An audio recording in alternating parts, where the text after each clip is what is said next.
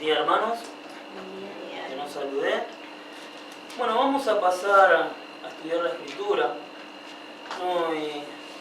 Y la verdad que es un tema que me da muchas explicaciones en cuanto al poco tiempo que llevo ministrando la palabra. Y es en una de las cartas que primeramente me impactó, cuando comencé a conocer la palabra de Dios, que es en la carta primera a los Corintios. Vamos a ir al capítulo 2 directamente, donde nos habla algo muy importante el apóstol, y la palabra de Dios quiere dejar en claro algo, quiere que la iglesia tenga bien en claro su ministerio, y que cada creyente también tenga el concepto correcto de lo que corresponde para cada creyente en cuanto a su labor, en cuanto a su servicio a Dios. Pablo, en el capítulo 2, nosotros nos vamos a encontrar en nuestra Biblia, que está titulado este pasaje, esta pequeña porción del capítulo 1, del versículo 1 al versículo 5 del capítulo 2, que dice: proclamando a Cristo crucificado. Esto es algo que todo creyente, seguramente ha escuchado, que seguramente todo creyente tiene en cuenta, pero tal vez no en la profundidad que la Escritura, que nuestro apóstol Pablo quiere que tengamos en cuenta. Quiere que tengamos en cuenta nuestra profesión en cuanto a lo que la palabra de Dios y el propósito de Dios y los designios de Dios corresponden. Y vamos a leerlo brevemente. Versículo 1 del capítulo 2 dice: así que, hermanos, cuando fui a vosotros para anunciaros el testimonio de Dios, no fui con excelencia de palabras o de sabiduría, pues me propuse no saber entre vosotros cosa alguna, sino a Jesucristo y a este crucificado. Y estuve entre vosotros con debilidad y con mucho temor y temblor. Y ni mi palabra ni mi predicación fue con palabras persuasivas de humana sabiduría, sino con demostración del Espíritu y de poder, para que vuestra fe no esté fundada en la sabiduría de los hombres, sino en el poder de Dios. Que el Señor bendiga su palabra. Que el Señor bendiga su palabra. Vamos a hacer una breve oración. Oremos. Padre bendito, Señor amado, en esta mañana, Señor, estamos aquí presentes, agradecidos, Señor, por tener la oportunidad de ser expuesto una vez más, Señor, a tu evangelio, a tu palabra, a tu voluntad. Y queremos, Señor, de que tú obres con poder en nuestro corazón, aumentándonos la fe, Señor, dándonos luz, entendimiento, y que podamos nosotros ver con claridad en tu palabra, Señor, la verdad, y poder llevarla a práctica en nuestra vida, Señor. Hacer de ella, hacer de tu palabra, Señor, nuestra manera de vivir. Te pedimos perdón, Señor, por nuestros errores. Te pedimos, Señor, perdón por nuestros fracasos. Pero sabemos, Padre, que dependemos de tu poder. Y queremos, Señor, que en esta mañana tú estés bendiciendo a cada uno de los que están oyendo tu palabra, Señor, y siendo expuestos a la luz del Evangelio, Padre. Te damos gracias por esta gran oportunidad de poder compartir entre hermanos, Señor, en comunión de esta gran bendición que es ser instruido por el Espíritu Santo. Gracias, Padre, te damos en el bendito nombre de nuestro Salvador Jesús. Amén.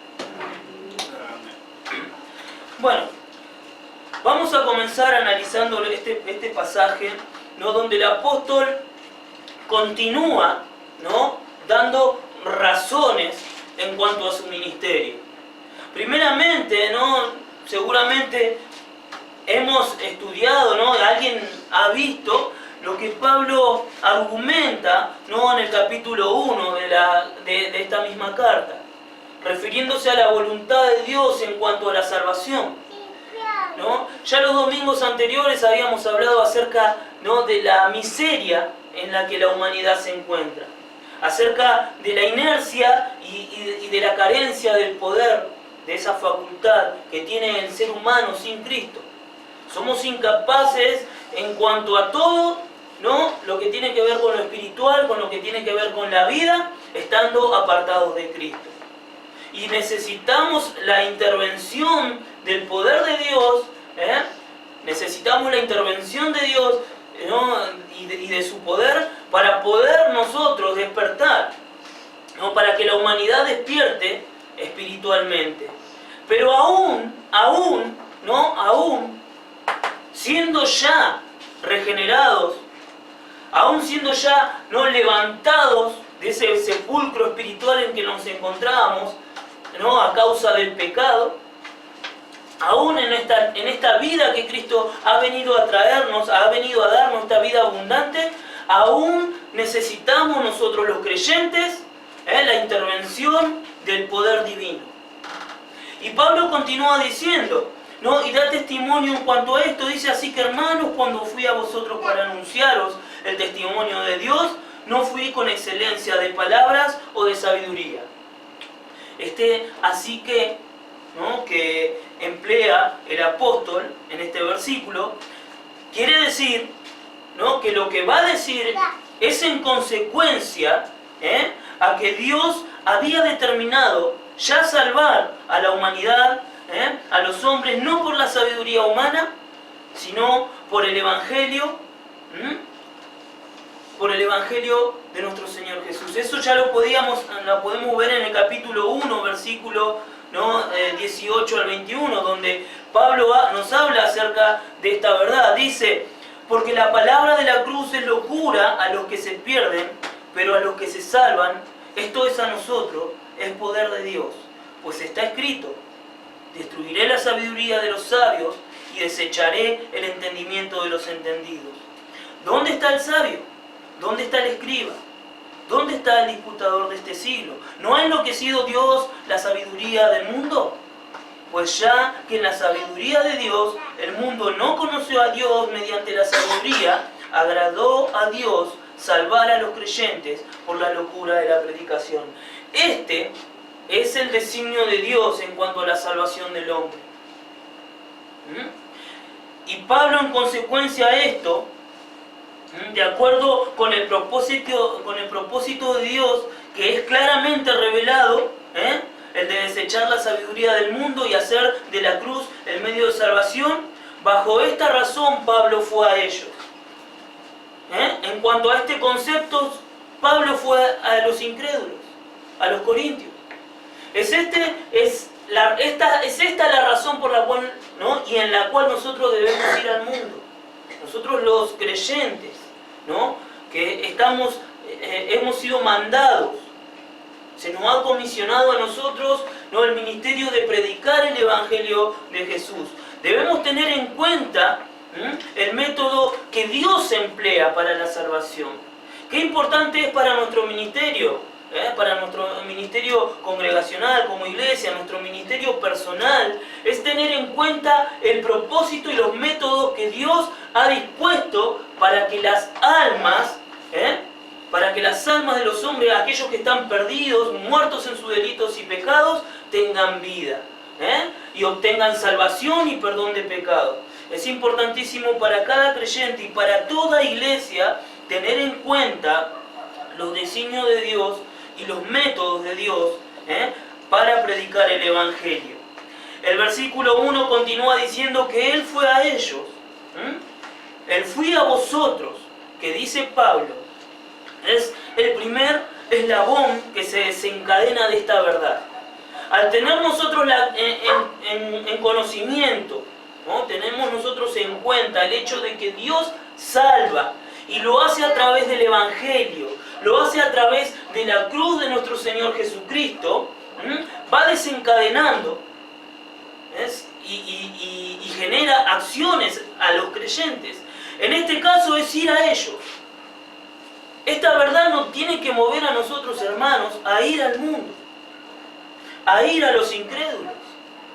Que nosotros sepamos que es el Evangelio de nuestro Señor Jesús, que es la cruz de Cristo, la que tiene poder y la que Dios ha designado, la que Él no ha provisto para que el hombre obtenga salvación, ¿no? Es la que nos debe empujar a nosotros a ir al mundo. a ir a los demás. Esa es la primera reacción que la realidad del Evangelio hace que nos movamos. El propósito de anunciar el testimonio de Dios. Esta es la segunda reacción. Es el fin y el propósito. Ir a los demás a transmitir, a anunciar, a predicar el Evangelio. Al obtener nosotros esta gran verdad, al haber recibido semejante noticia que se nos es dada a través del Evangelio, ¿qué otra cosa más interesante y más importante para nosotros es transmitirla? ¿Quién no quiere compartir? ¿Quién no quiere compartir esta bendición con sus seres queridos? ¿Quién no quiere compartir la salvación y la vida eterna? ¿Quién no quiere transmitir esta maravillosa verdad? Esta importantísima verdad. Y debemos nosotros transmitirla al mundo. Como decíamos, es el fin y el propósito de ir a los demás. No para anunciar nuestro testimonio, sino el de Dios. Pablo deja bien en claro en el versículo 1 que él fue a ellos para anunciar el testimonio de Dios. El testimonio de Dios. Y nosotros vemos el flagelo universal que hay en las iglesias cristianas, que es mucho más importante o más interesante o más entretenido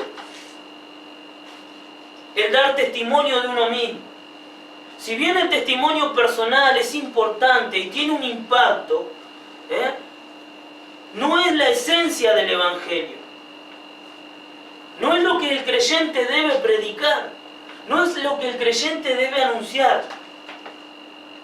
Lo que el creyente, lo que el ministro, lo que el siervo de Dios debe anunciar y debe predicar, como dice el versículo 1, es el testimonio de Dios. Todo creyente, estamos mandados a anunciar el testimonio de Dios. Vemos que cuando Pablo apareció en Corintio, como vamos a ir viendo, él no vino como orador, no vino como retórico ni como filósofo, sino que fue a ellos para anunciarles el testimonio de Dios. Pablo fue a ellos simplemente y sencillamente como testigo. Pablo y cada uno de nosotros, hermanos, debemos tener en cuenta que cuando vamos con el Evangelio a alguien, debemos tener cuidado, de qué manera nos presentamos o con qué intenciones vamos a ellos. Es importantísimo que nosotros no caigamos,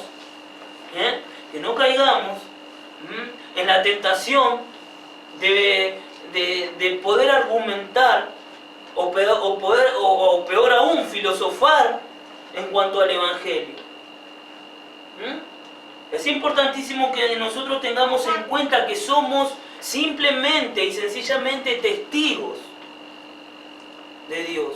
Somos testigos de nuestro Señor Jesucristo. Somos testigos de lo que Cristo ha hecho en la cruz del Calvario y de las consecuencias y el impacto que ello ha tenido en nuestra vida, en la realidad de nuestra vida.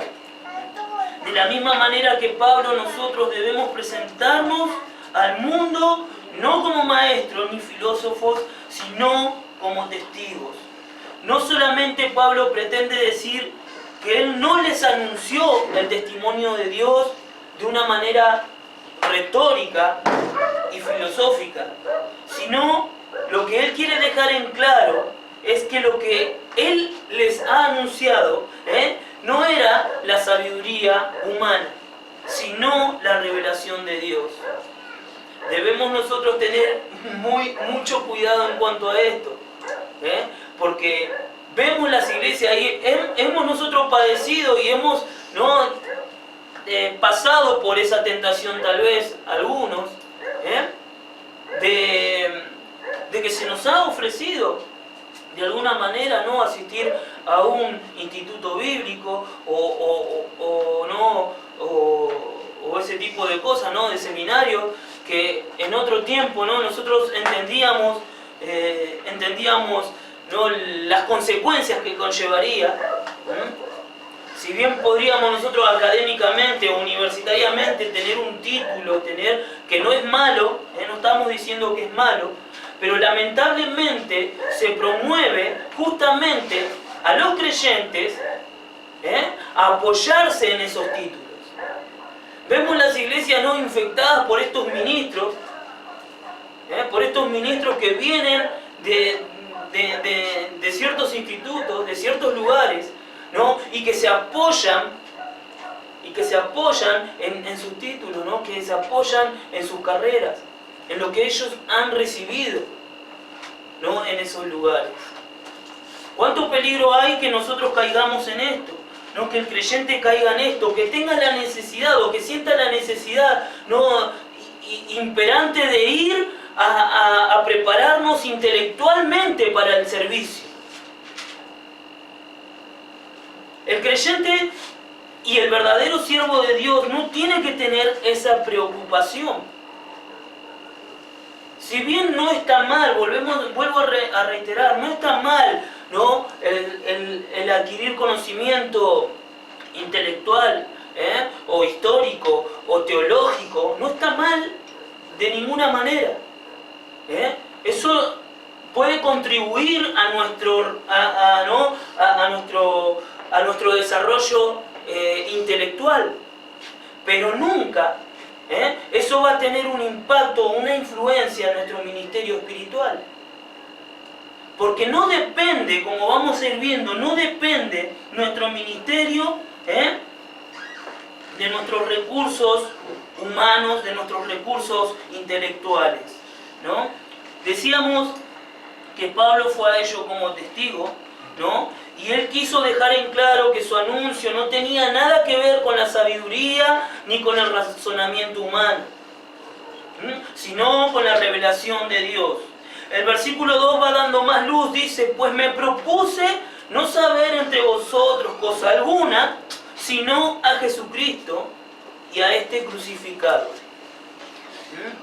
Pablo aquí nos presenta, ¿no?, un concepto correcto de lo que un creyente, un siervo de Dios, ¿no?, debe buscar.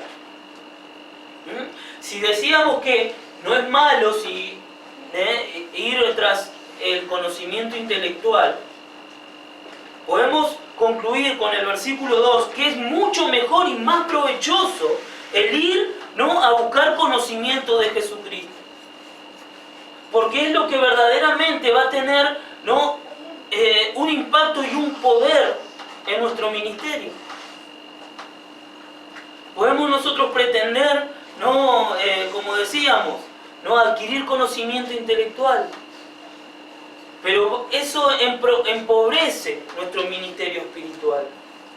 Pero cuando vamos nosotros y procuramos nosotros, como Pablo dice aquí, ¿no?, el conocimiento y la sabiduría de Jesucristo, eso es lo que da verdaderamente poder y que aprovecha para nuestro ministerio espiritual. Decíamos que Pablo no fue a ello, a los corintios, con excelencia de palabras o de sabiduría. En cambio, ¿no?, él a sí mismo se propuso intencionalmente, con esmero y dedicación, con propósito, no saber entre ellos cosa alguna. Vemos acá, ¿no?, un interés, ¿no?, impetuoso, ¿no?, que Pablo tenía en su corazón y que todo creyente debe asimilar en su vida. Pablo dice que él se propuso a sí mismo. Él se preocupó. Él se ocupó, ¿no? Él lo hizo con esmero. Fue intencionalmente que él se aparte de cualquier conocimiento que ellos puedan tener o conocer. Vemos, ¿no?, que él dice con dedicación y propósito, ¿no?, él se propuso no saber cosa alguna entre ellos. Porque el conocimiento, porque la razón y la sabiduría de los hombres es lo que aleja al hombre de la verdad de Dios. Es justamente, ¿no?, el razonamiento, la lógica y la sabiduría humana la que aleja al hombre de la verdad de Dios y la que corrompe más y más al hombre. Vamos a encontrarnos con una pared mucho más resistente, con una muralla mucho más resistente cuando prediquemos el Evangelio a un intelectual, que a una persona, digamos, no común, más simple, más sencilla, más humilde en cuanto a la sabiduría humana. Nos vamos a encontrar con una barrera mucho más densa, porque el hombre y su sabiduría argumenta en contra de Dios, argumenta en contra de la verdad de Dios. En el capítulo 1 de Romanos, versículo 22 dice el apóstol, que ellos profesando ser sabios se hicieron necios. También el apóstol nos habla acerca de esas murallas, y altivez de espíritu que se levantan contra la verdad de Dios. Todos esos argumentos que la humanidad, que la sabiduría humana. Es por esto que Pablo dice, en el capítulo 1 de 1 de Corintios, en el versículo 21, dice, pues ya que en la sabiduría de Dios el mundo no conoció a Dios mediante la sabiduría. O sea, reitero, ya que en la sabiduría de Dios, o mejor dicho, Dios en su sabiduría,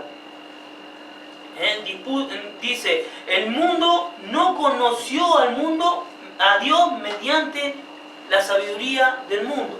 El mundo es incapaz, el ser humano es incapaz de llegar a Dios mediante la sabiduría. Es por eso que la ciencia se encuentra en una contradicción, con la creación. El mundo busca, y la ciencia busca en cuanto a la lógica, en cuanto al razonamiento, explicar las cosas que son entendidas, como nos enseña Hebreos, por la fe. Por la fe nosotros entendemos que el mundo ha sido creado, que todo ha sido hecho por un creador. Es por la fe que nosotros comprendemos al universo. Es a través de la fe que nosotros entendemos lo que la ciencia busca descifrar, lo que la ciencia busca con esmero, y con mucha dedicación y con mucha inversión, descubrir. La ciencia, el conocimiento humano, la sabiduría humana, el razonamiento humano se oponen a la verdad de Dios. Y esto corrompe al hombre. Corrompe al hombre cada vez más y más. Por eso Pablo dice lo siguiente. Profesando ser sabios, se hicieron necios. Cuando el mundo profesa, busca la sabiduría, se aleja más y más de la verdad, se aparta de la verdad, se aparta de la lógica divina, de la verdad de Dios. Decíamos que el único interés del apóstol era saber de Cristo. El versículo 2 dice, pues me propuse no saber entre vosotros cosa alguna, sino a Jesucristo y a este crucificado. Y el apóstol solamente le interesaba saber acerca de Cristo. En el texto original dice literalmente, porque no juzgué conocer cosa alguna entre vosotros. Y este juzgué es en el sentido íntimo y experimental, en el lenguaje bíblico. El juzgar es en el sentido, como decíamos, íntimo y experimental, sino que él buscó conocer. Él quiso conocer, experimentar, e intimar con Jesucristo. Él buscó ese saber. Y es ese saber que todo creyente debe buscar. Es ese saber que cada uno de nosotros debemos tener un interés poderoso. el de intimar, ¿no? Y experimentar, ¿no? Tener esa experiencia viva de nuestro Señor Jesucristo en nosotros. En otras palabras, él buscó que Jesucristo le enseñara. ¿No? Exactamente, ¿no? No fue en su sabiduría buscar a Cristo y conocer a Cristo, sino que Cristo. Pablo va a explicar, ¿no? Justamente ese ministerio, ¿no? Del ministerio del creyente. Él dice que se propuso no saber, lo único que él se propuso es conocer a Cristo. Y esto tiene que ver, ¿no? Y es en consecuencia algo que Pablo va a ir desarrollando, ¿no? Decíamos que el interés de Pablo, ¿no? Del apóstol era saber de Cristo. Y decíamos, ¿no? Que él buscaba conocer solo a Cristo. Él buscaba conocer, saber de Cristo, ¿no? De su persona, de su obra en la cruz, que es la sustancia y la esencia del Evangelio. Es nuestro Señor Jesucristo y su obra en la cruz. Si nosotros queremos predicar el Evangelio, nosotros debemos transmitir la esencia del Evangelio. Y es justamente nuestro Señor Jesucristo y su obra en la cruz, la esencia del Evangelio. Lo que el Evangelio, ¿no? Transmite, lo que el Evangelio revela. Es a nuestro Señor Jesús, ¿no? Y a nuestro Señor Jesucristo crucificado. Era lo único que Pablo deseaba conocer en profundidad y era lo único que Pablo deseaba proclamar con suma insistencia, ¿no? Estas son las cosas que deben movernos a nosotros, hermanos, para, ¿no? Ministrar, ¿no? Para servir a Dios. Debemos tener ese afán, ¿no? Poderoso de conocer en profundidad a Jesús. Primordialmente, lo primero, lo más importante, es que nosotros personalmente tengamos ese deseo de conocer, ¿no? En profundidad a nuestro Señor Jesús. Todo creyente debe tener ese deseo. Es por eso que nosotros vemos a ciertos creyentes apáticos en cuanto al servicio. Porque es tan estático espiritualmente, hay quietos, ¿no? Como dice la palabra, ociosos, sin aportar a la obra, sin contribuir en el servicio espiritual, en el servicio de la iglesia. Porque hay un escaso, muy escaso, deseo de conocer, de experimentar a Jesús, ¿no? Y es en consecuencia a ese conocimiento que nosotros vamos adquiriendo, ese conocimiento profundo, ¿no? Que nosotros vamos adquiriendo de nuestro Señor Jesucristo, que también somos movidos, ¿no? Y es provocado en nosotros ese deseo de proclamar, ¿no? Y como dice, ¿no? Como dice aquí un comentarista, ¿no? Con suma insistencia el Evangelio. Proclamar con suma insistencia, insistir, ¿no? Hasta lo sumo en proclamar el Evangelio. Eso es lo que muchos de nosotros estamos en deuda, hermano, ¿no? Y me incluyo. Estamos en deuda en cuanto, ¿no? a ese ímpetu que el creyente debe tener. Y esa causa, ¿no? Como decíamos, y es en consecuencia, ¿no? Del escaso, ¿no? Conocimiento tenemos de nuestro Señor Jesús. Mientras más vayamos nosotros intimando con Cristo, mientras más nos vayamos relacionando personalmente con nuestro Señor y Salvador, ¿no? Ese deseo va a ser mucho más poderoso. El conocimiento de Cristo es el que alimenta nuestro ministerio, es el que alimenta nuestra vocación. A medida que lo vamos conociendo más hablamos de Él, más proclamamos su nombre, ¿no? Y es lo que Pablo, ¿no? Nos exhorta, ¿no? Y él da la razón de su ministerio. A medida que él iba teniendo, ¿no? Ese conocimiento experimental de Jesús. Y sabemos de que Pablo fue uno de los apóstoles, fue uno de los evangelistas, uno de los maestros, ¿no? Uno de los siervos de Dios que más padeció por el Evangelio. Yo creo que no nos encontramos con ningún varón de Dios que haya padecido tanto por el Evangelio y a causa del nombre de nuestro Señor Jesús. ¿No? En cuanto al servicio de nuestro gran apóstol Pablo, por gracia de Dios, por designio de Dios, pero no vemos nosotros en las Escrituras que él fue uno de los grandes, ¿no? Y de los que más padeció por el servicio a Dios. Continuamos viendo, ¿no? Y decíamos de que el único deseo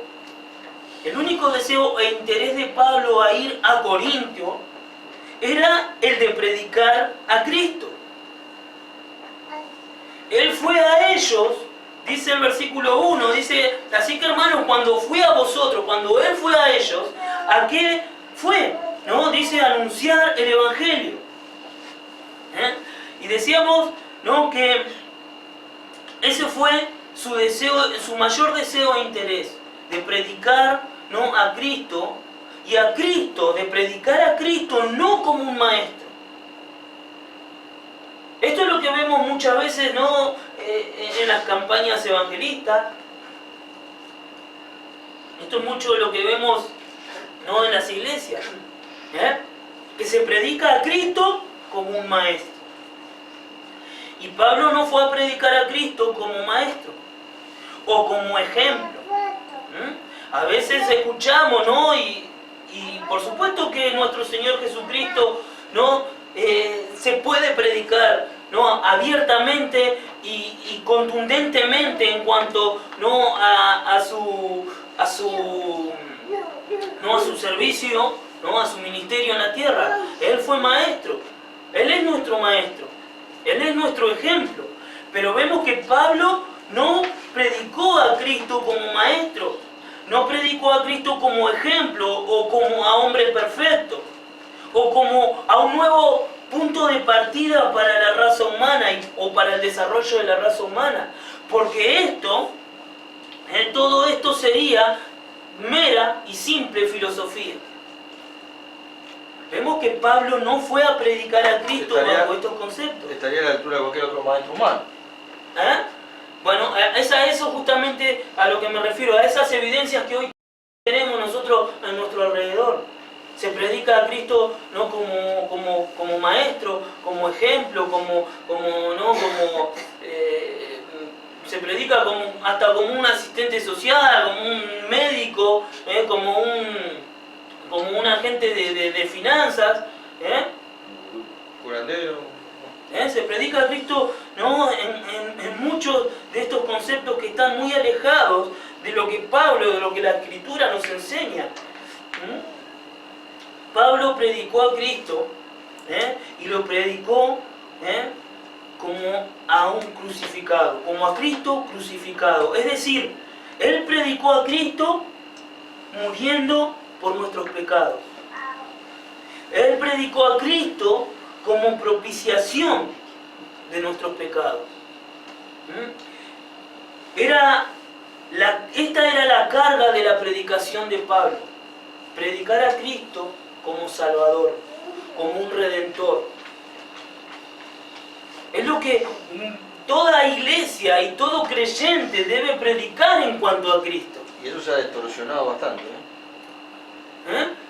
Y a causa de esa distorsión vemos al mundo cristiano como lo vemos, en el flagelo en el que se encuentra, y cómo eso aporta, ¿no?, a un falso evangelio, cómo eso alimenta, ¿no?, a la blasfemia. Y eso ha sido cultivo para la falsa maestra.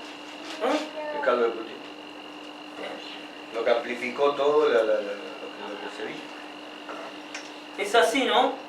Cualquiera que pudiera oír a Pablo predicar, se podría dar cuenta fácilmente, ¿no?, y de inmediato que esta era la única cuerda en su guitarra, digamos. Esta era la única cuerda en el arpa de Pablo.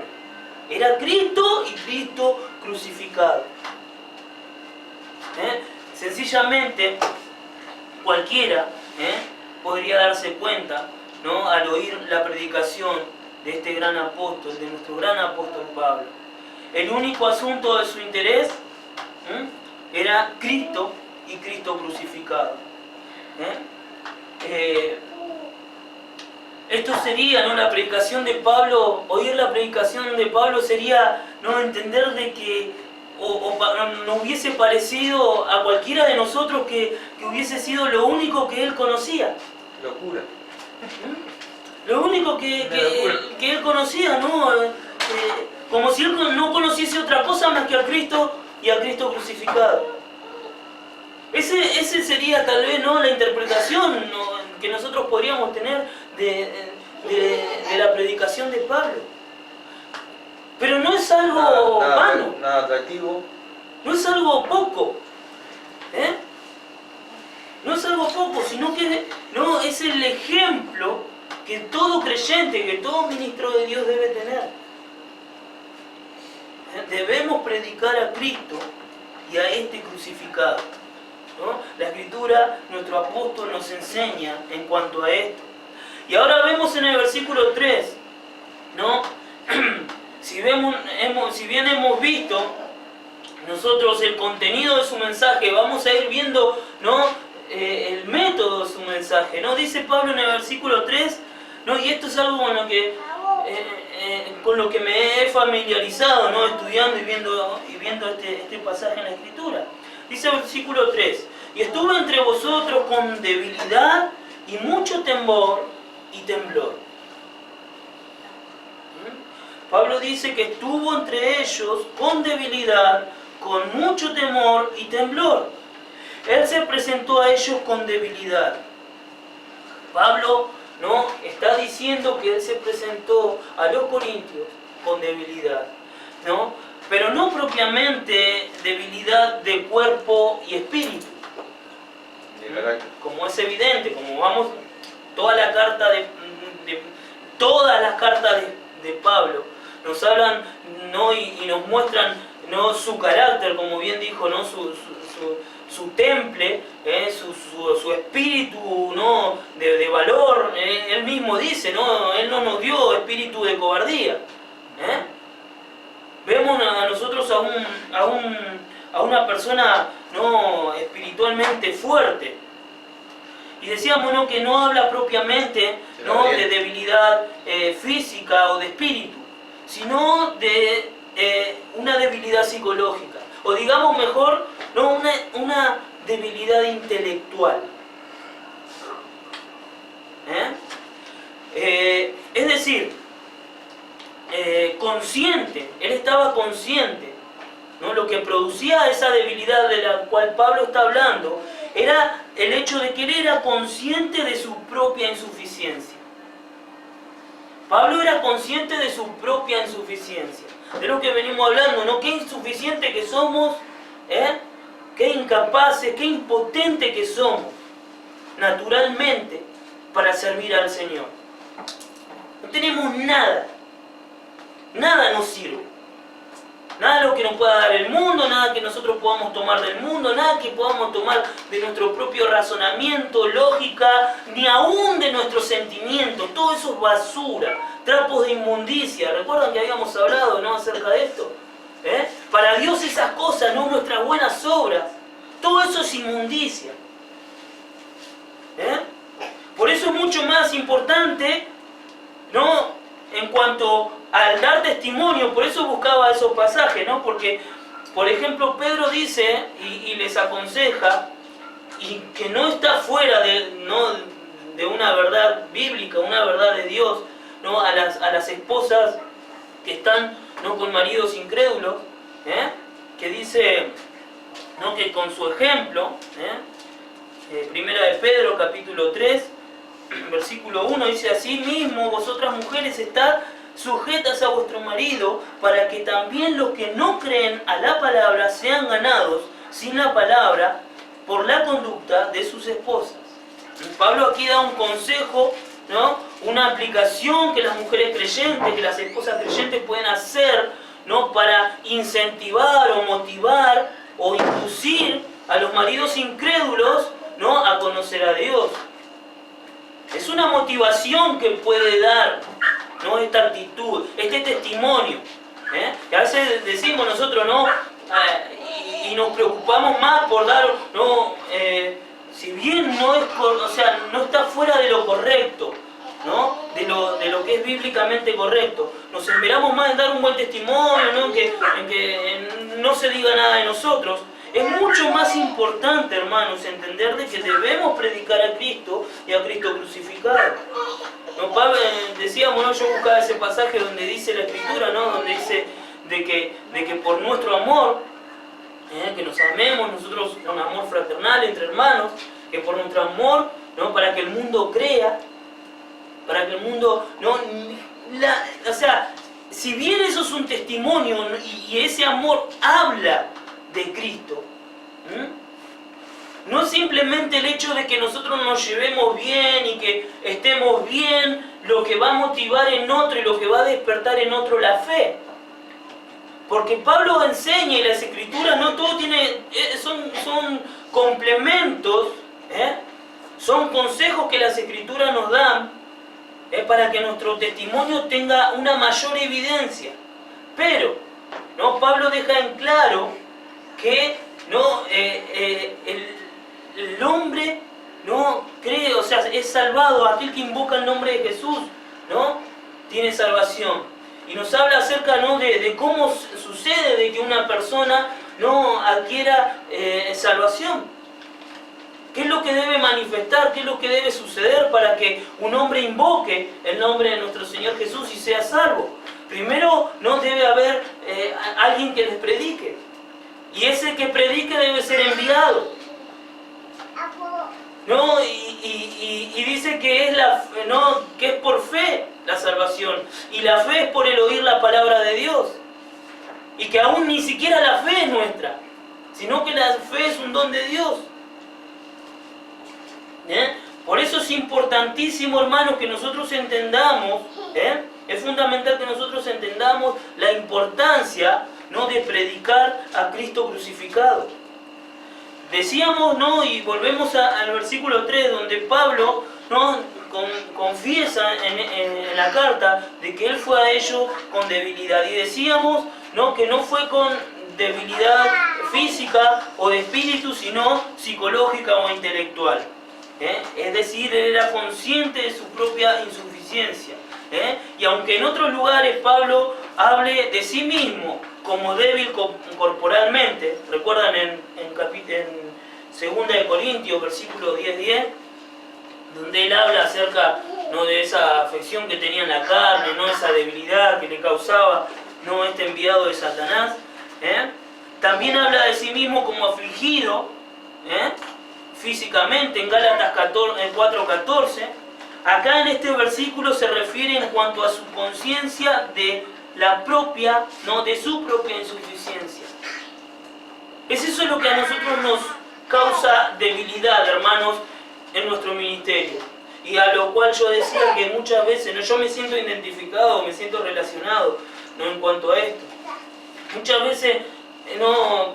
Como por ejemplo en esta mañana, sabiendo que tenía el servicio de predicar la palabra, generalmente llego descompuesto a la congregación. No llego descompuesto, los nervios que ¿no? todo ministro de Dios experimenta. Eso da testimonio de la debilidad humana, física e intelectual, la incapacidad que tenemos, ¿no? como simples seres humanos de servir dignamente a Dios, ¿no? Y esto es lo que a Pablo le causaba, ¿no? Y él declaraba, ¿no? Que él había ido a ellos con debilidad. Él dice que fue con mucho temor y temblor.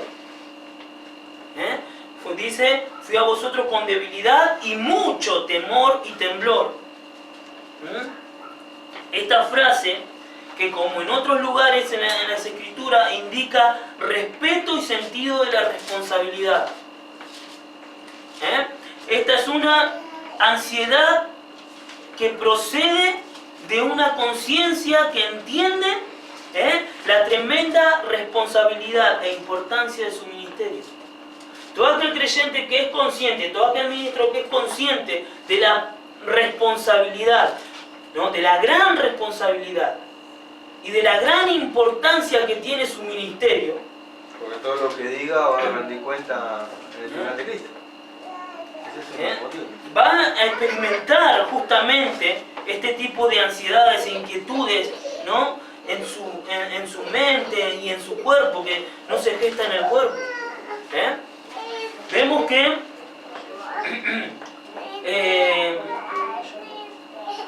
los que suben al púlpito, ¿no? Sabemos, y en cuanto a esto podemos entender que los que suben al púlpito, confiados en su facilidad de palabra o en su erudición bíblica, no están bien equipados para hablar en el Espíritu. Esto yo creo que lo hemos discernido en alguna ocasión. Yo personalmente lo he llegado a discernir sin tener, ¿no?, el conocimiento específico de lo que percibía. Veía algo extraño, algo raro. Mucha elocuencia, mucho conocimiento bíblico, pero había algo que no estaba. Había algo que no estaba sucediendo. ¿No? En su momento no podía explicar ni podía comprender qué es lo que era. Pero aquellos que, como acabamos de decir, que se suben al púlpito confiado, ¿no?, en su capacidad, ¿no?, en su oratoria, en su capacidad de persuasión. Yo estoy usando palabras que, bueno, la misma escritura no emplea, que parecieran y que podrían sonar como no sublimes, ¿no? Por ejemplo, persuasión, elocuencia, ¿no?, oratoria, retórica. Son palabras, ¿no?, que uno puede emplearla y que pueden sonar como algo, y cada uno de los que están aquí me conocen, que saben, ¿no?, que gracias que terminé séptimo grado, ¿no? Pero bueno, las empleo para que tengamos nosotros un panorama mucho más claro. Y decíamos, ¿no?, de que aquellos que se apoyan y que se confían en todos este tipo de recursos humanos, porque esos son recursos humanos, eso es algo que yo puedo adquirir en este mundo, que yo puedo adquirir no fuera de Cristo. Yo puedo adquirir conocimiento intelectual, puedo ir, ¿no?, a estudiar filosofía, puedo ir a estudiar, ¿no?, teología. Yo puedo ir a estudiar, ¿no?, y puedo ir en búsqueda de algún título, ¿no?, que sea de psicología. Son todos recursos que yo puedo tomar de este mundo, que el mundo me los ofrece. Y en eso puedo apoyar mi ministerio. Pero todas esas cosas no tienen valor, no tienen sentido, no tienen poder. Y como acabamos de decir, no me equipan, no me resultan, ¿no?, beneficiosas para mi ministerio, ni mucho menos para hablar en el poder del Espíritu Santo y con el poder del Espíritu Santo. Este temor y temblor es el que todo fiel ministro del Evangelio no va a experimentar. Todo aquel fiel, ¿no?, ministro del Evangelio va a experimentar esta ansiedad. Hay muchas veces que suele pasar de que no llegamos, ¿no?, por ejemplo, ¿no?, a preparar a formular, ¿no?, ¿cómo es que se dice? Se me hizo una laguna, ¿cómo se dice? Un bosquejo, o sea, ¿no?, a formular un bosquejo, ¿no?, con ideas y con puntos y con, ¿no? Hay veces que no podemos nosotros llegar, ¿no?, tan confiadamente en cuanto a nuestro conocimiento intelectual. ¿No? Muchos tienen temor de que no saben leer bien, o la vergüenza. Esas son todas, ¿no?, sensaciones, ¿no?, que expresan debilidad, que demuestran debilidad, incapacidad, y que producen temor y temblor en aquellos corazones que realmente tienen el deseo de servir a Jesús. El deseo de servir, ¿no?, y predicar el Evangelio. Todas esas cosas, todas esas imperfecciones que tenemos nosotros, ¿no?, son reflejadas, ¿no?, en nuestra debilidad, ¿no? Reflejan, mejor dicho, nuestra debilidad y producen ese temor. Si verdaderamente, ¿no? Si verdaderamente, ¿no? hay un deseo genuino de servir al Señor. Ahora vemos en el versículo 4 lo que Pablo continúa diciendo. Él tenía conocimiento, ¿no? de su incapacidad. Y esto, hermanos, es importante para todo creyente. Todo creyente debemos tener bien en claro lo incapaces que somos sin Cristo. Y qué necio es, como dice el versículo 4, ¿no?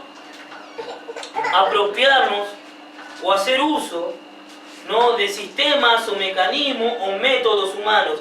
El versículo 4 dice lo siguiente: y ni mi palabra ni mi predicación fue con palabras persuasivas de humana sabiduría, sino con demostración del Espíritu y de poder.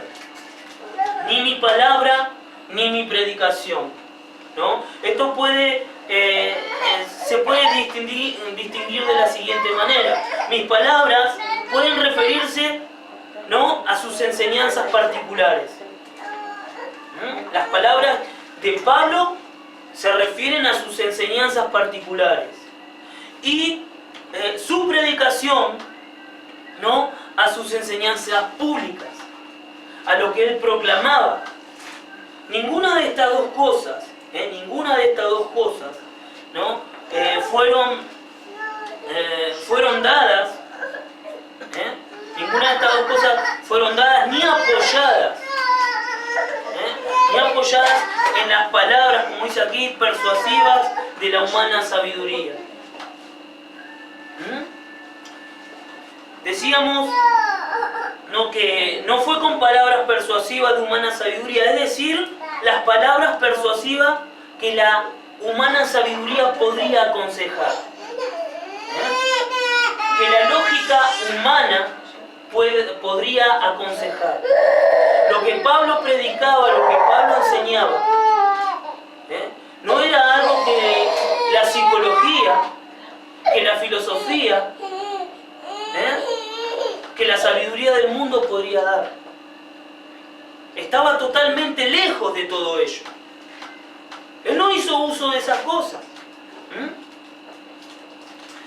En sus esfuerzos para llevar a los hombres a la obediencia y a la fe, él no se apoyó en su propia habilidad, no para argumentar, en su propia habilidad para hablar o para persuadir a las personas. Pablo no se apoyó, ¿no? en su capacidad, en el conocimiento que él había adquirido.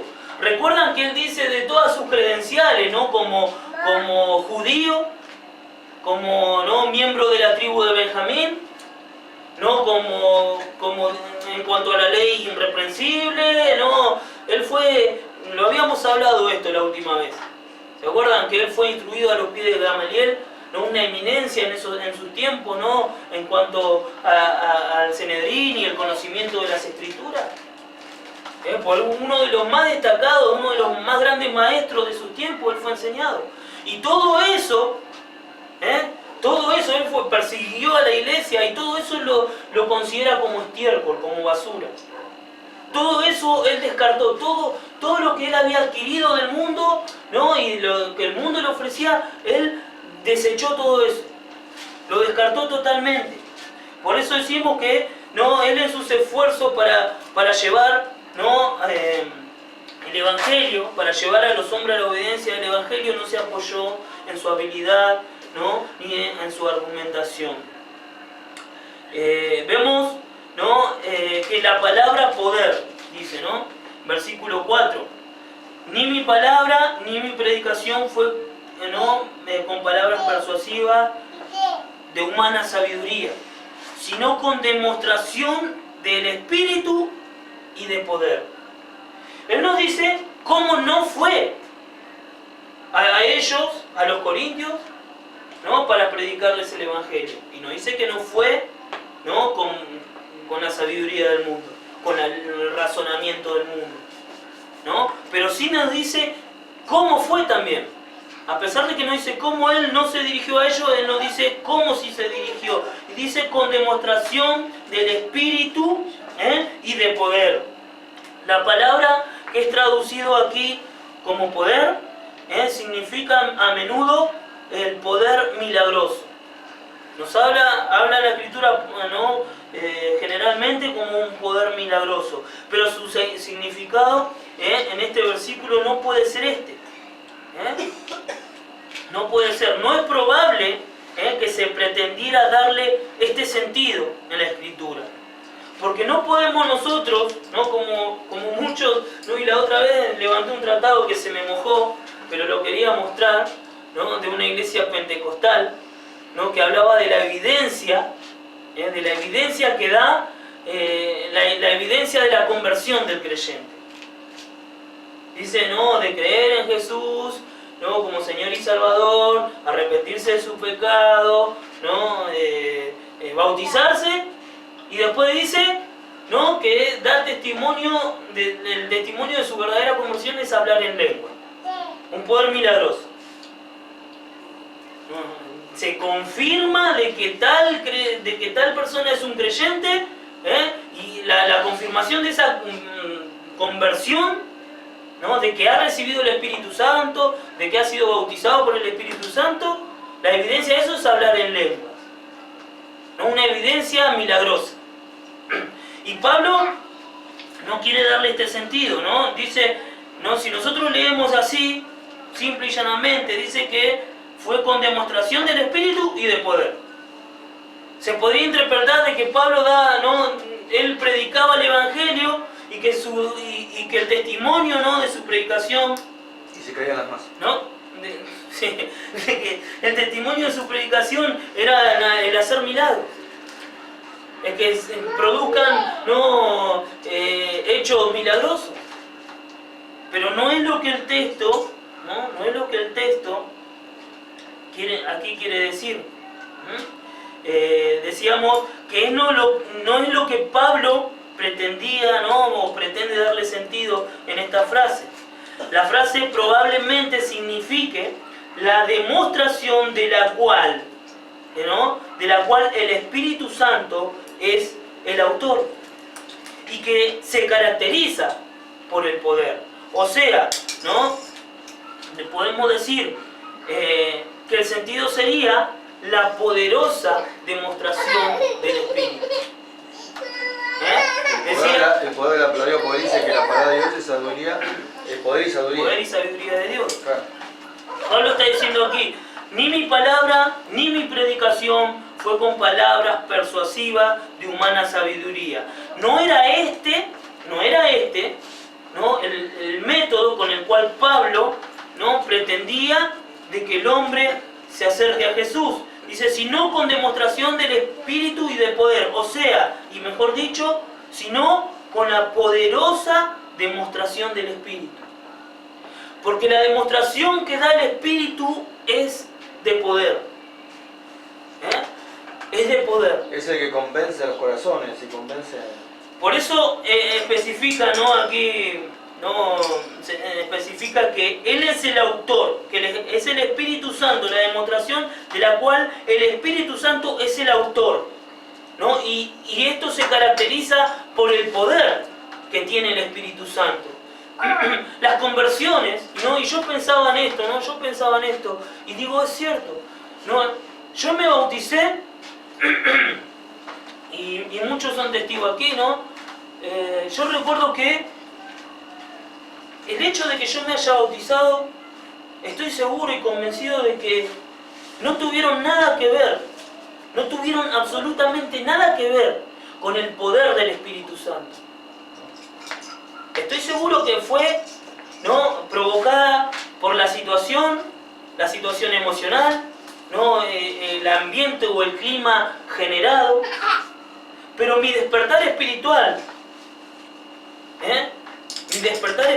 cuando realmente mi vida cambió, si bien entendía los conceptos principales del Evangelio, lo que la iglesia enseña, ¿no? Al creyente de cómo debe vivir, ¿no? Lo que la Biblia enseña de qué es lo que el creyente debe experimentar. El Espíritu ¿no? tuvo poder para levantarnos. Todo ese conocimiento que yo había adquirido durante ese periodo, ¿no? Porque yo me bauticé y doy testimonio y puedo dar fe de que mi despertar espiritual fue 5 años después de mi bautismo. Todo ese conocimiento no había tenido un efecto espiritual en mí. Sí intelectual. Sí un concepto moral. Porque había adquirido un concepto moral. Ya sabía que, por ejemplo, ¿no? En cuanto a lo que la Escritura y Dios habla de la fornicación, ¿no? de la borrachera, empecé a adquirir un conocimiento, ¿no? y un concepto moral. Empecé a adquirir un conocimiento intelectual de la Biblia, de la palabra de Dios. Pero luego de 5 años experimenté, ¿no? Tuve una experiencia que no vino, ni siquiera estaba en la iglesia. Que ni siquiera tenía la Biblia en la mano, y mucho menos estaba en un campamento, un retiro espiritual.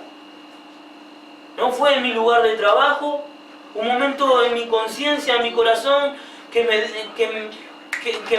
me hizo ver con claridad.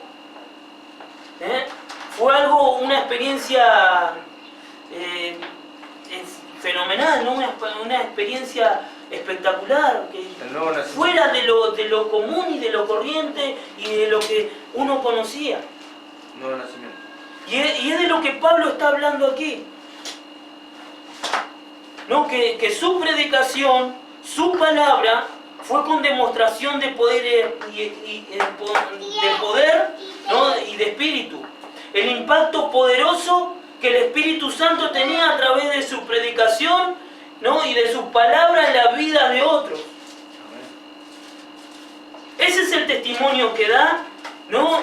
El verdadero evangelio. Cuando el evangelio que es predicado en el Espíritu Santo, ¿no? tiene un impacto espiritual. Siempre cuando se predica a Cristo en el Espíritu y con el poder del Espíritu, hay un impacto espiritual, milagroso, que es traducido aquí, ¿no? como poderoso. Tiene un impacto poderoso. Porque es el Espíritu Santo que a través del Evangelio, ¿no? despierta y produce fe en los incrédulos. Claro, por eso dice demostración. Esa justamente es la evidencia. Claro. Justamente la evidencia es había transformado. La evidencia. Había transformado. Y nosotros hemos sido producto del Evangelio bien enseñado. Bien enseñado no en cuanto como Pablo está aquí hablando, no en cuanto a retórica, a persuasión, sino en poder del Espíritu Santo.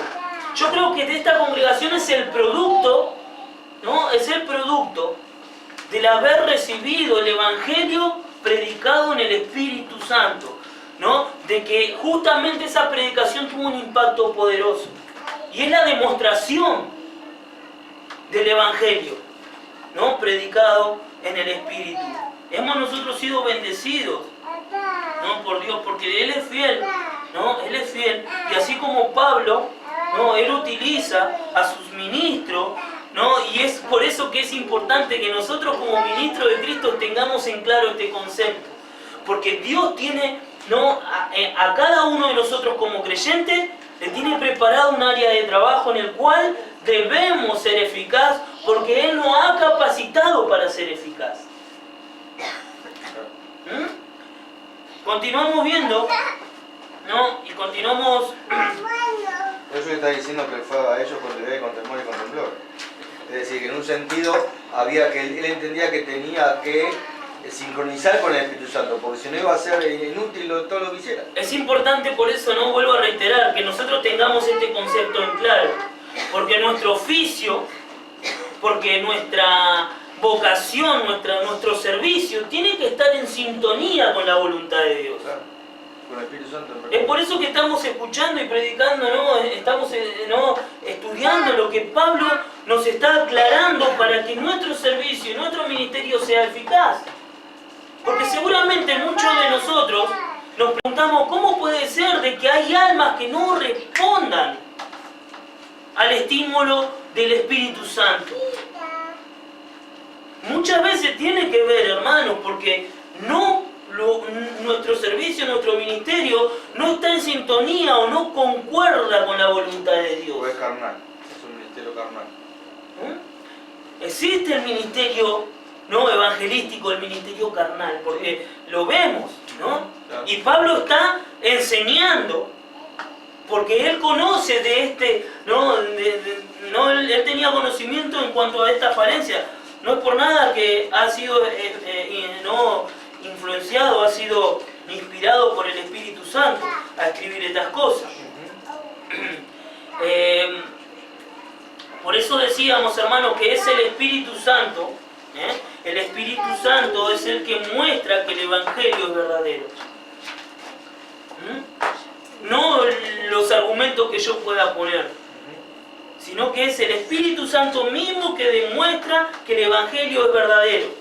Es más, cuando sentimos que cuando ponemos nuestros propios argumentos se complica más la cosa. Parece que la cosa se complicará más. Por eso, esta es una experiencia que, como decíamos, hay veces, y hubo veces, que yo me exponía a cierto predicador, a cierta enseñanza, y había algo que me faltaba. Hoy puedo discernir, Hoy puedo discernir que el Espíritu Santo nos enseña y nos advierte acerca de la mentira. Por eso Juan dice, ahora que tenemos la unción del Santo, sabemos todas las cosas. Sabemos todas las cosas y debemos confiar en lo que Él nos enseña. Y también vemos de repente a ese predicador genuino. Claro, hay algo que está diciendo que es genuino. Porque justamente el Espíritu Santo da ese discernimiento. Claro. Versículo 5, y vamos concluyendo. Para que vuestra fe no esté fundada en la sabiduría de los hombres, sino en el poder de Dios. Ahí aclara todo. Este era el objeto por el cual Pablo se disponía y se propuso a sí mismo no saber nada entre ellos, ni argumentar como el mundo y la sabiduría del mundo argumenta. Porque peligraba el Evangelio. Era la fe de sus oyentes. Este era el propósito, este era el objeto por el cual Pablo nos está diciendo lo que hemos estado viendo. La razón era de que por la fe, para que la fe de su creyente, mejor dicho, no descansara sobre la razón humana.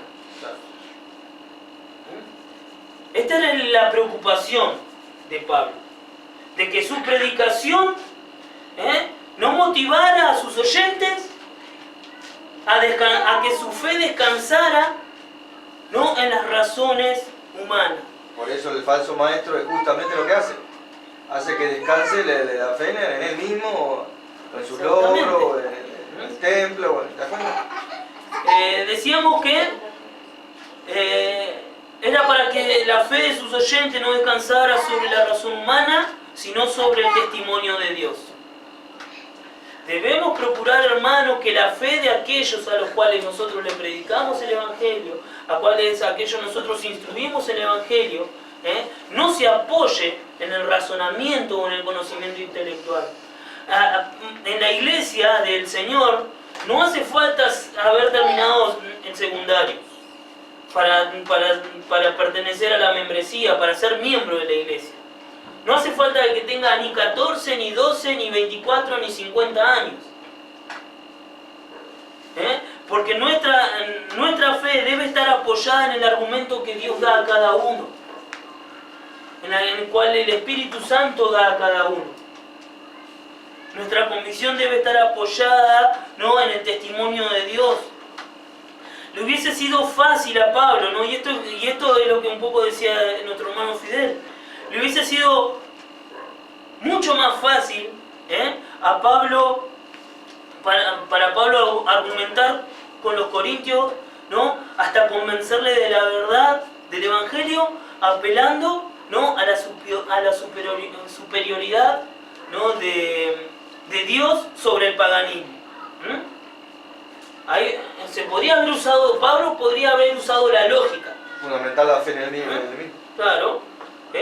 Pablo podría haber usado la lógica. Y se iban todo al infierno. Pablo podría haber, hacer uso de la lógica, y empezar a argumentar y apelar a que Dios es mucho, más superior, a los dioses paganos que ellos tenían.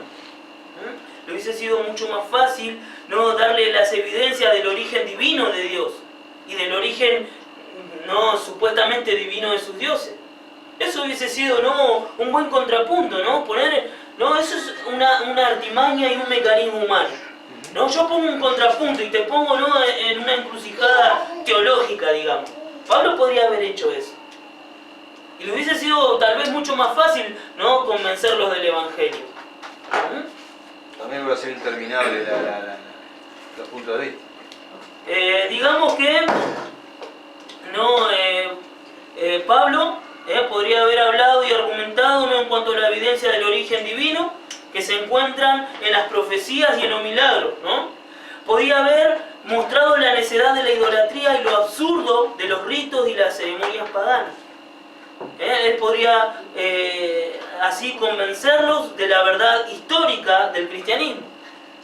Esto es algo que es loco, y que muchas veces uno piensa, con todas las evidencias, porque a veces lo escuchamos a estos ministros que podemos ver en internet, tanto sea Lucín como Michelén, ni hablar de los hermanos de la iglesia dominicana.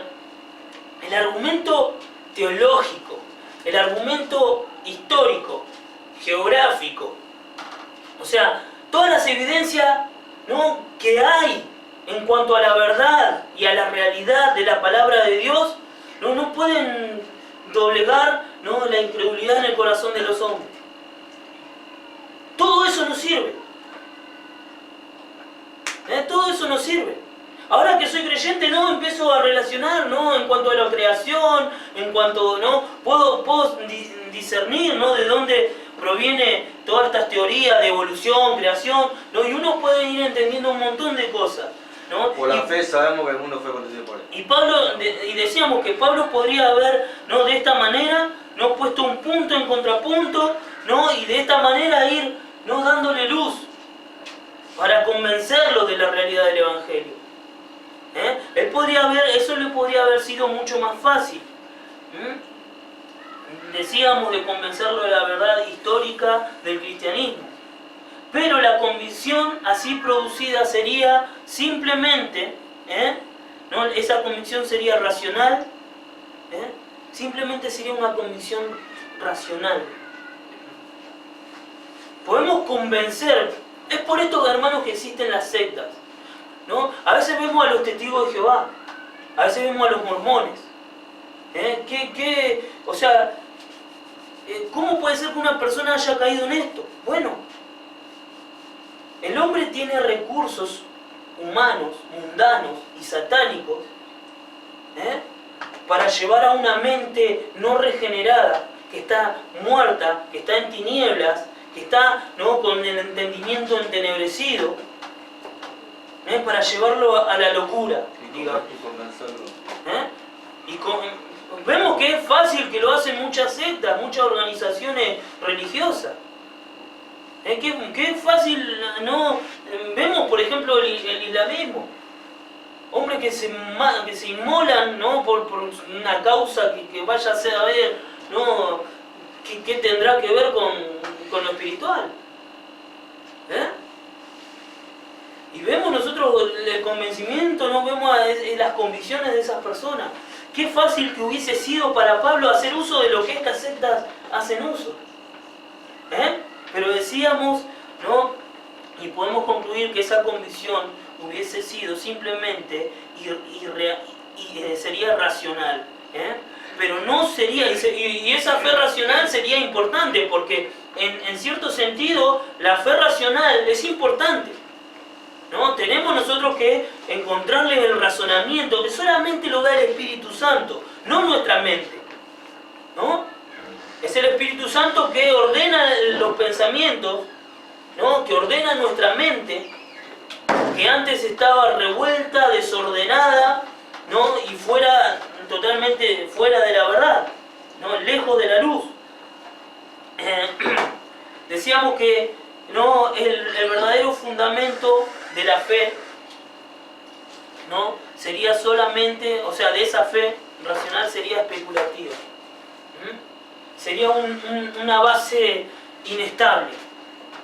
Es por eso que decíamos, ¿no?, como decía nuestro hermano Fidel, que muchos evangelistas, entre comillas, ¿no?, apelan al ego humano, apelan a la necesidad, ¿no?, de las personas, necesidad económica, apelan, ¿no?, al corazón de las personas, a las necesidades emocionales. Y se rodean de no creyentes. Se rodean de no creyentes. Apelan al egoísmo, apelan a la avaricia y llenan sus iglesias. Ahí está el método. A Pablo le hubiese sido fácil. Pero ese argumento, ¿no?, y ese mecanismo, ese método, decíamos que solamente, ¿no?, podría producir una fe inestable. Y satánico. Una fe inestable que no serviría, que no salva.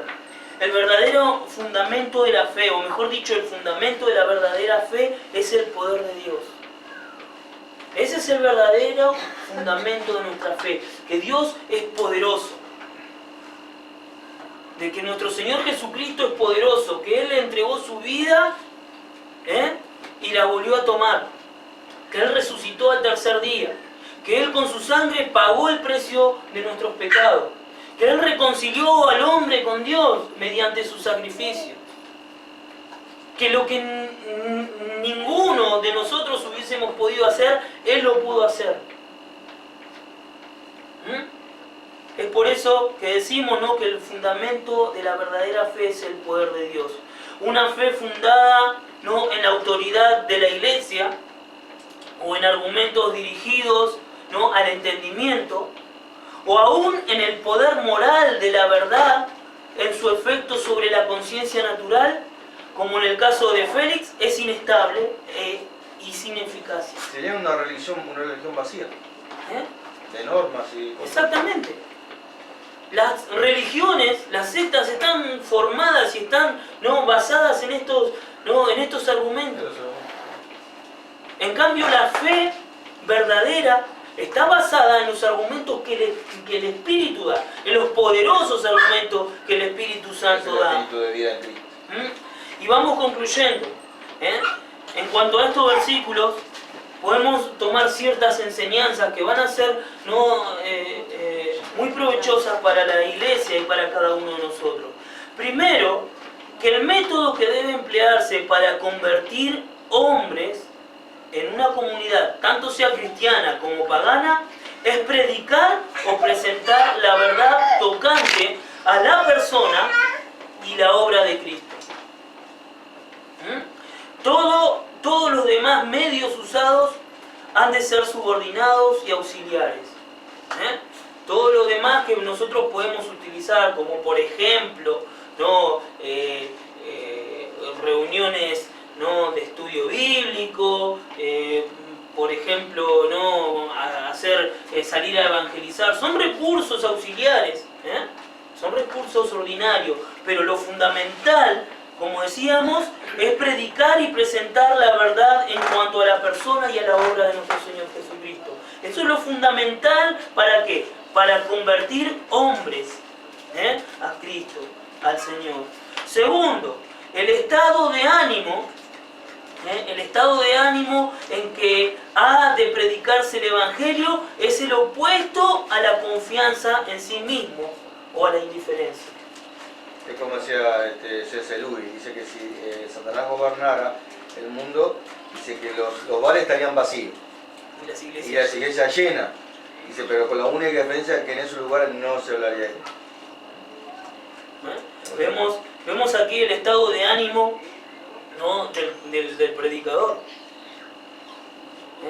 Tiene que estar lejos, totalmente lejos, de la confianza en sí mismo, de la autoconfianza. debe estar lejos, ¿no?, de la indiferencia. El Evangelio ha de ser predicado con conciencia de flaqueza, o sea, con la conciencia de nuestra debilidad, de nuestra impotencia, de nuestra incapacidad. Estamos aquí, ¿no?, detrás del púlpito, predicando el Evangelio, entendiendo, ¿no?, lo impotentes que somos, ¿no?, para convertir, por ejemplo, el alma, ¿no?, de Karen al Señor. Qué impotente que soy, ¿no?, y qué impotente que somos para nosotros poder convertir. En esto han caído mucho, ¿no?, en la vanagloria. Y continuamos, decíamos, ¿no?, que la segunda enseñanza que podemos tomar es el estado de ánimo en el que ha de predicarse el Evangelio, es el opuesto a la confianza en sí mismo o a la indiferencia. Lo tercero, el éxito del Evangelio no depende de la habilidad del predicador. El éxito del Evangelio no depende de la debilidad del predicador, sino de la demostración del Espíritu. Y cuarto, el fundamento de la fe que salva no es la razón, es decir, no los argumentos dirigidos al entendimiento, sino el poder de Dios al obrar con y por la verdad en el corazón. Si nosotros podemos tener en claro, ¿no?, estos consejos, ¿no?, y estas instrucciones que Pablo nos da en cuanto al ministerio que se nos ha sido encomendado, hermanos, vamos a poder, ¿no?, ser más provechosos para la obra. Vamos a ser de esta manera, ¿no?, cada uno en lo particular beneficiados, bendecidos, entendiendo de que lo más importante de nuestro ministerio es conocer más profundamente a nuestro Señor Jesús y predicar a nuestro Señor Jesús y a su obra en la cruz. Que esto, hermano, nos sirva a cada uno de nosotros para continuar dándole gloria a Dios en este mundo. Que Dios los bendiga.